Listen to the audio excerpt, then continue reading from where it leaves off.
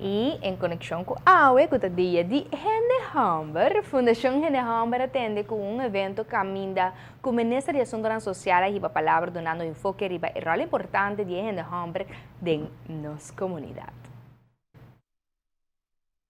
Arriba a nível de reino, no momento não aqui também tem uma discussão andando, na onda com task force agora instituir para discutir justo a relação de Hende Humber e posição de Hende Humber dentro do seno familiar que contribui no bem-estar da interna sociedade.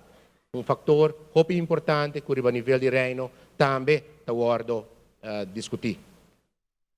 Minha turma também informação que é muito importante para o nosso mercado laboral. Participação de Hende Humber no nosso mercado laboral está é fator que contribui no nosso desenvolvimento econômico primordialmente ainda.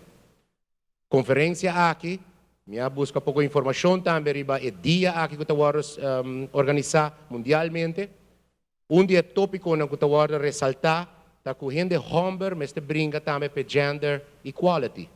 E nós também mestre apoiar a Hende Mohena de caso aqui riba sector laboral, sector econômico, que tem momento aqui ainda tem discrepância e tem que sair naturalmente por de aqui para por incorporar a Hende Mohena riba mesmo nível também que Hende Humber no mercado laboral.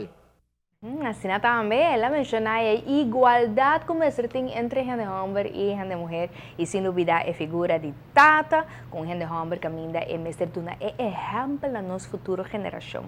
Muito importante. De parte de Team G5, nós desejamos a toda Hende Humber feliz dia. Arriba no dia de hoje. Danke na nome de tour e ser masculino na dia. Danke.